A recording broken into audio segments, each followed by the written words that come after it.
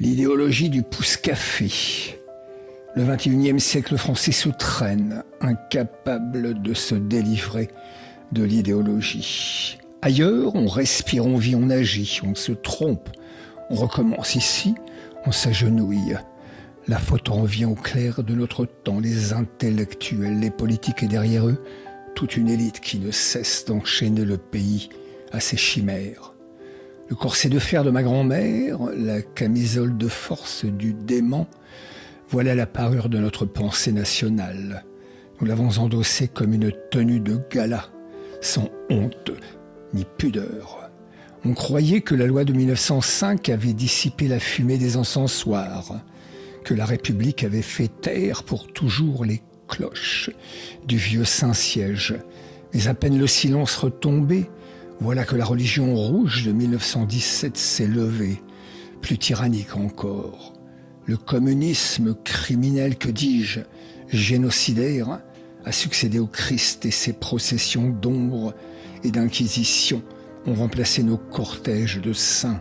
Puis d'âge en âge, il a perdu son sang, s'est affadissé, muet en socialisme sucré, rose bonbon, rampant, gluant, jusqu'à tout corroder. Religion, idéologie, théologie, qu'apporte le nom, c'est la même servitude. Sans une théogonie, fût-elle grossière, la pensée française se croit nue et réclame aussitôt un voile, une idole, un mythe. Aujourd'hui, le tchador. Pas un seul intellectuel, pas un seul politique n'a su rompre le charme. De droite comme de gauche, des extrêmes aux centres extrémistes, tous se sont laissés prendre. Même Marine Le Pen, si maternelle avec ses chats, n'est qu'une gribouille socialisante de plus, prisonnière de vieux besoins d'encens et de formules. Car le vide religieux n'existe pas en France. Nous sommes un peuple d'obsédés de l'absolu, toujours prêts à échanger un Dieu contre une idole, une messe contre un dogme, un évangile contre un programme.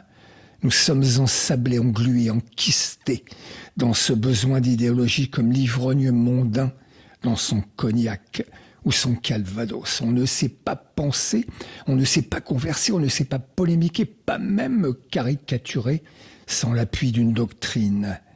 Et cette doctrine, qu'elle s'appelle socialisme, nationalisme ou progressisme, n'est que la mauvaise copie grotesque et impie de la vieille religiosité chrétienne que nous avons chassée à coups de loi. La gauche contemporaine ne respire que par ses mythes, et quand elle en manque, elle en invente. Le nom change, le culte demeure. Et sans cela, c'est le vide, l'effroi du vide, que nous fuyons de toutes nos forces, jusque dans nos bistrots, jusque dans nos pouces-cafés.